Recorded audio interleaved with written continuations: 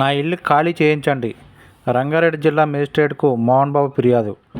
మంచు మనోజ్కు రంగారెడ్డి జిల్లా కలెక్టర్ నోటీసులు జారీ. తన లాయర్తో కలిసి అదనపు కలెక్టర్ ముందు హాజరు. నా ఇంటిని అక్రమంగా ఆక్రమించుకున్నారు, వాళ్ళను ఖాళీ చేయించండి, నాకు రక్షణ కల్పించండి అంటూ సినీ నటుడు మంచు మోహన్ బాబు రంగారెడ్డి జిల్లా మేజిస్ట్రేట్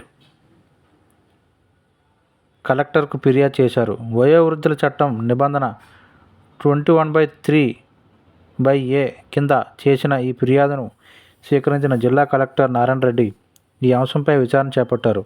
ఆయన కుమారుడు మంచు మనోజ్కు నోటీసులు జారీ చేశారు. శనివారం మధ్యాహ్నం జిల్లా అదనపు కలెక్టర్ ప్రతిమా సింగ్ సమక్షంలో నిర్వహించిన విచారణకు మనోజ్ తన న్యాయవాదితో కలిసి హాజరయ్యారు. తండ్రి మోహన్ బాబు చేసిన ఫిర్యాదులో వాస్తవం లేదని వివరించారు. పూర్తి వివరణలను 15 రోజుల్లో లిఖితపూర్వకంగా వివరణ ఇస్తానని చెప్పగా అదనపు కలెక్టర్ అంగీకరించారు. విచారణకు మోహన్ బాబు గైర్హాజరవగా తదుపరి విచారణకు హాజరు కావాల్సి ఉంటుందని అదనపు కలెక్టర్ చెప్పారు. అయితే ఏ రోజు హాజరు కావాల్సి ఉంటుందనేది అంశంపై స్పష్టత ఇవ్వలేదు.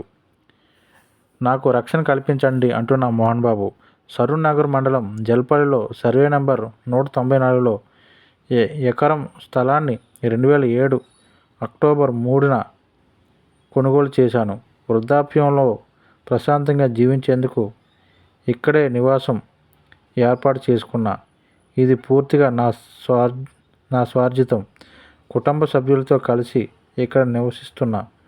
గత డిసెంబర్ 8న నా కుమారుడు మంచు మనోజ్ తన అనుచరులతో దౌర్జన్యంగా ఇంట్లోకి ప్రవేశించాడు. అడ్డుకోబోయిన నన్ను దూషించి నా వ్యక్తిగత సెక్యూరిటీపై దాడి చేశాడు. నా పరువు తీశాడు. బలవంతంగా ఇంట్లోకి దూరి ఆక్రమించుకున్నాడు. ఆయన వల్ల నా ఆరోగ్యం పూర్తిగా దెబ్బతిన్నది. చివరకు ఆసుపత్రి పాలయ్యాను. ఇంట్లో ఉండలేక బయటికి వచ్చేశాను.